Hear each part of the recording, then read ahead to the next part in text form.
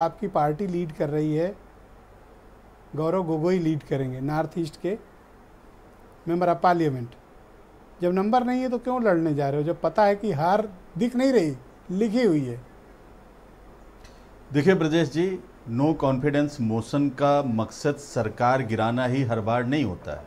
27 बार no confidence motion आया है अब तक, जिसमें 3 बार सरकारें गिरी हैं, बीपी सिंह, एचडी देवगौड़ा और अटल बिहारी वाजपेयी की। बाकी 24 बार सरकारें नहीं गिरी हैं और अविश्वास प्रस्ताव लाने वाले जानते थे कि सरकार नहीं गिरे।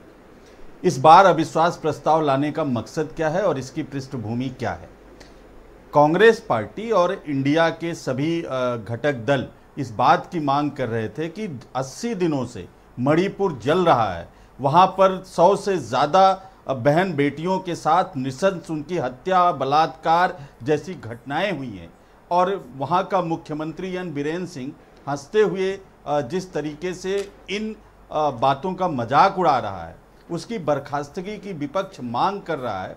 और प्रधानमंत्री जी हमेशा की तरह मौन है। जब भी इस देश में कोई गंभीर विषय आता है, प्रधानमंत्री जी मौन हो जाते हैं।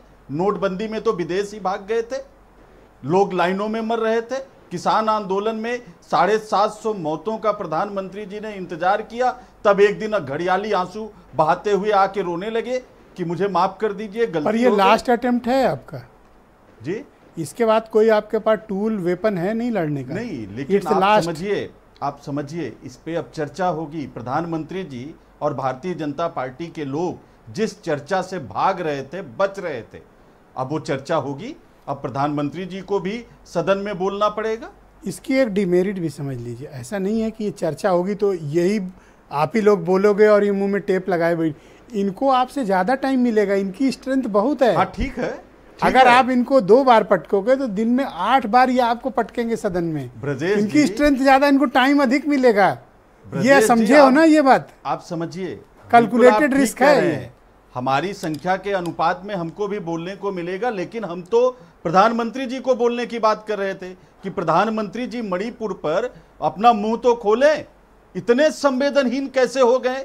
ऐसे प्रधानमंत्री जिनका टैलेंट ही बोलना है, मुझे तो लगता है वो सोते हुए भी भाषण देते होंगे।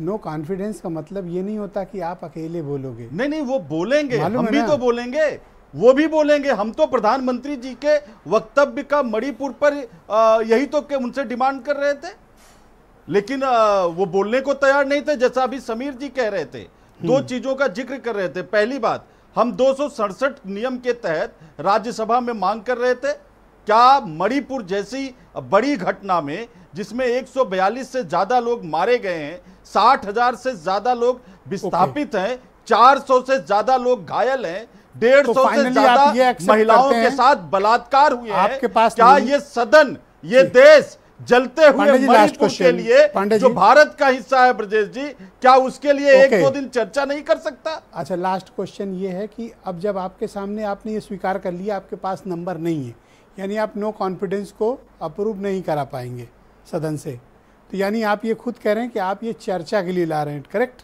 बिल्कुल, चर्चा होनी है। प्रधानमंत्री जी को मैं SBSP के राष्ट्रीय प्रवक्ता और नेशनल जनरल सेक्रेटरी हैं अरुण राजभर, उन्हें आमंत्रित करता हूँ। राजभर जी, शुक्रिया आपका हमारे साथ जुड़ने के लिए।